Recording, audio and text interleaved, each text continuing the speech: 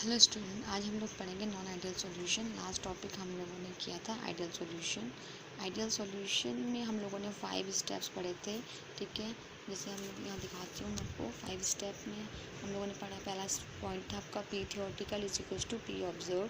ठीक है, कि ऑब्जर्व प्रेशर होगा इक्वल के थियोरेटिकल प्रेशर के लिए। जैसे हम थियोरेटिकल प्रेशर के लिए हमने फॉर्मूले से निकाल लिया था, और ऑब्जर्व प्रेशर आप लोग मेज़र कर लेते हैं। ठीक है, किसी बैरोमीटर वगैरह से। तो ये सारे उस 5 पॉइंट हम लोग नॉन आइडियल सॉल्यूशन के लिए भी पढ़ेंगे। ठीक है, तो लेट्स स्टार्ट। फर्स्ट पॉइंट है इसका, P theoretical is not equals to P observed. ठीक है, कि जो थियोरेटिकल प्रेशर है वो इक्वल नहीं होगा ऑब्जर्व प्रेशर के। ऐसे इस पर 2 कंडीशन बन जाएंगी। तो पहली कंडीशन होती है P observed is greater than P theoretical, या तो फिर होगा पी ऑब्जर्व प्रेशर होगा लेस देन थियोरेटिकल प्रेशर के। ठीक है ना, मतलब अगर जब दो इक्वल नहीं है तो 2 कंडीशन बन सकती हैं कि ऑब्जर्व प्रेशर ग्रेटर देन हो सकता है थियोरेटिकल प्रेशर के, या फिर ऑब्जर्व प्रेशर होगा लेस देन थियोरेटिकल प्रेशर के। ठीक है, अगेन मैं बता देती हूँ कि थियोरेटिकल प्रेशर हम लोगों को फॉर्मूला से निकाल लेते हैं, ऑब्जर्व प्रेशर हमको लोगों को मेज़र करना होता है, कभी कभी दिया भी होता है ये। ठीक है, तो जब ऑब्जर्व प्रेशर ग्रेटर देन होगा थियोरेटिकल प्रेशर के, उस वाले ग्राफ को कहते हैं positively deviated non ideal solution. ठीक है, तो उसमें होता क्या है कि अगर हम सपोज एक सॉल्यूट एंड सॉल्वेंट लेते हैं और उसको हम मिक्सचर करके एक सॉल्यूशन बनाते हैं। ठीक है, तो नॉन इस वाले केस में इनके जो मॉलिक्यूल्स हैं वो आपस में दूसरे को रैपल करेंगे, क्योंकि they hate to each other, because दूसरे के बीच में फोर्स ऑफ अट्रैक्शन क्या है, कम है, वीकर है। इसकी वजह से एक दूसरे को क्या करेंगे, दूर दूर हो जाएंगे, और ये रैपल करने की वजह से इनका बॉइलिंग पॉइंट डिक्रीज़ हो जाएगा। ऑब्वियसली जब इनके मॉलिक्यूल्स आपस में क्या हो जाएंगे, रैपल करेंगे दूसरे को, तो इनका बॉइलिंग पॉइंट डिक्रीज़ हो जाएगा, क्योंकि इनके फोर्स ऑफ अट्रैक्शन कम होगा तो इनको बॉयल करना ईजी हो जाएगा। जिसकी वजह से जो आइडियल सॉल्यूशन का ग्राफ आता है, जो उसकी जो वैल्यू आएगी इसके लिए, इसके ग्राफ के वैल्यू थोड़ी सी बड़ी भी आएगी आइडियल सॉल्यूशन के ग्राफ से। ठीक है, पॉजिटिवली डेविएटेड में, इसलिए इसका नाम पॉजिटिवली डेविएटेड की थोड़ा सा बड़ा हुआ आ रहा है। ठीक है, ऐसे अगेन नेगेटिवली डेविएटेड सॉल्यूशन के लिए क्या होगा कि हमने फिर से सॉल्यूट एंड सॉल्वेंट को लेके एक सॉल्यूशन बनाया। अब इसके मॉलिक्यूल्स आपस में एक दूसरे को अट्रैक्ट कर रहे हैं। ठीक है, नहीं, they attract to each other. तो इससे क्या होगा, बॉइलिंग पॉइंट इंक्रीज़ हो जाएगा। बॉइलिंग पॉइंट इंक्रीज़ होने की वजह से, क्योंकि इन दोनों के फोर्स ऑफ अट्रैक्शन क्या है, ज़्यादा है, एक दूसरे को अट्रैक्ट कर रहे हैं, तो इनको बॉयल करने में या ब्रेक करने में ज़्यादा एनर्जी की ज़रूरत पड़ेगी, जिसकी वजह से बॉइलिंग पॉइंट इंक्रीज़ हो जाएगा। ठीक है, तो अब जो इसका ग्राफ आएगा वो आएगा आइडियल सॉल्यूशन से थोड़ा सा कम, इसलिए नेगेटिवली डेविएटेड ग्राफ कहलाता है, negatively deviated ideal solution, sorry non ideal solution. तो ये प्रेशर वर्सेस मोल फ्रैक्शन के बीच में ग्राफ था। ठीक है, जो हमने आइडियल सॉल्यूशन में भी पढ़ा था। तो जो ये हमने डार्क लाइन में दिखाया हुआ है वो आइडियल सॉल्यूशन के ग्राफ है, जो डॉटेड लाइन में है वो आपके नॉन आइडियल सॉल्यूशन के ग्राफ हैं। ठीक है, इसके एग्जांपल हैं, अगर इथाइल अल्कोहल को हम वाटर में वो करते हैं, मिक्स करते हैं, तो एक दूसरे को रैपल करते हैं। ठीक है ना, तो इसका एग्जांपल नॉन आइडियल सॉल्यूशन का पॉजिटिवली डेविएटेड के लिए, और नेगेटिवली डेविएटेड के लिए हो जाएगा एसीटोन प्लस क्लोरोफॉर्म। ठीक है, सेकेंड पॉइंट बनता है इसका कि intermolecular force of attraction is weaker as compare to A and B B. ठीक है, जो अट्रैक्शन बिटवीन ए बी। ठीक है, जो इस ए बी के फोर्स ऑफ अट्रैक्शन है, ठीक है, इनका इंटरमोलिकुलर फोर्स ऑफ अट्रैक्शन वो वीकर है एज कम्पेयर टू ए और बी के। इन दोनों में ज़्यादा है, इसमें भी ज़्यादा है, लेकिन अगर हमने सॉल्यूशन बनाया तो इनके जो फोर्स ऑफ अट्रैक्शन है वो वीकर है। ठीक है, इस वाले केस में देखा, intermolecular force of attraction between A B is more as compare to A and B B. इनके बीच पे जो फोर्स ऑफ अट्रैक्शन है वो ज़्यादा है, सॉरी कम है एज़ कम्पेयर टू इसमें, क्योंकि इन दोनों ने हमने सॉल्यूशन बनाया, पहले अलग अलग थे, अब इनको सॉल्यूशन बनाया, तो इनका जो फोर्स ऑफ अट्रैक्शन है वो इसके इन दोनों के कंपैरिजन में ज़्यादा आ जाएगा।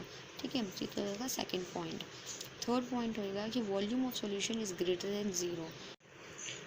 जो इसके बीच का जो फोर्स ऑफ अट्रैक्शन है वो वीकर है, या दूसरे को रैपल करेंगे दूसरे को, तो रैपल करने से वजह से इनका वॉल्यूम इंक्रीज़ हो जाएगा।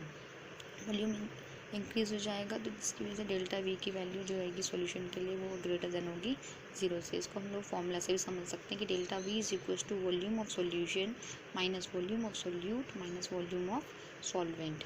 ठीक है, तो अगर इसको वैल्यू को पुट करेंगे तो जो वैल्यू आएगी वो ग्रेटर देन होगी ज़ीरो से।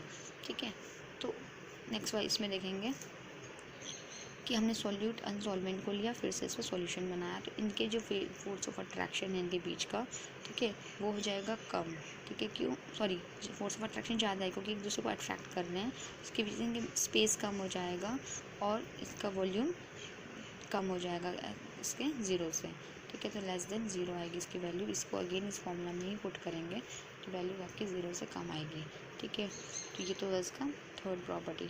फोर्थ प्रॉपर्टी है कि delta H of solution is greater than zero, और इसके लिए जाएगा delta H of solution is less than zero, ठीक है। डेल्टा एच क्या है आपके, हीट एंथैल्पी, ठीक है, हीट चेंज। देखिए कैसे, फर्स्ट केस में देखिए, इसमें अगर हम लोगों ने एक सॉल्यूट एंड सॉल्वेंट लिया, इससे मिलकर सॉल्यूशन बनाया, क्योंकि हमने 2A 2B लिखे हैं इसलिए इसको 2AB लिखा है। अब होता क्या है कि इन दोनों के बीच में ए को जो बॉन्ड है, ए के बॉन्ड के बीच के बॉन्ड को ब्रेक करने में जो एनर्जी रिलीज़ होती है, और बी के बॉन्ड में जो एनर्जी रिलीज होती है ब्रेक करने में, तो फिर जो 2AB के जो फॉर्मेशन में जो एनर्जी क्या होगी, रिलीज़ होगी।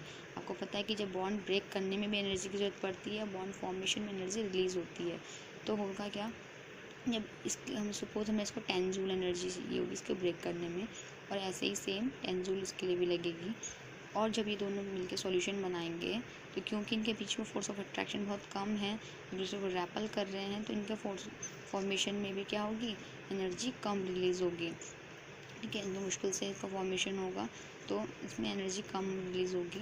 सपोज़ एक बॉन्ड के रिस्पेक्टली 6 होती है, दूसरे बॉन्ड के रिस्पेक्टली भी 6, तो उन दोनों का ऐड हो जाएगा टोटल 12, ठीक है। माइनस का साइन इसलिए दिखाया है क्योंकि ये फॉर्मेशन के दौरान रिलीज़ हो रही है, और ये प्लस इसलिए दिखाया गया है क्योंकि ये हम लोगों को इसमें ऐड करनी हो रही है एनर्जी को, एनर्जी हम दे रहे हैं, ठीक है।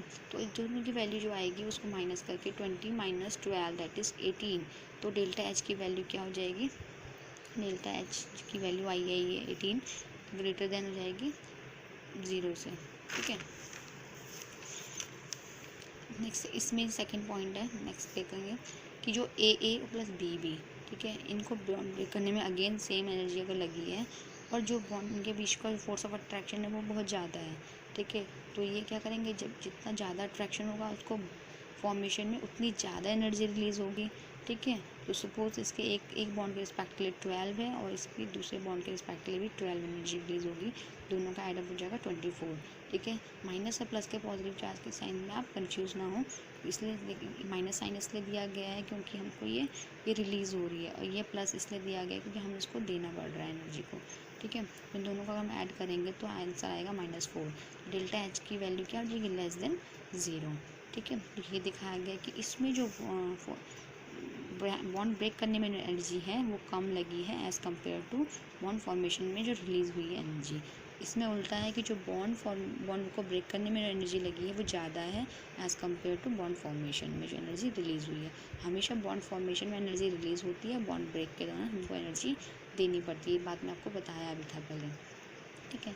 कुछ एग्जाम्पल है इसके। अब नेक्स्ट पॉइंट है इसके 5th पॉइंट, इसके P observed is greater than P theoretical के एग्जाम्पल हैं CH3OH plus H2O, C2H5OH plus H2O, ethyl alcohol plus water, carbon dioxide plus acetone, carbon tetrachloride plus acetone.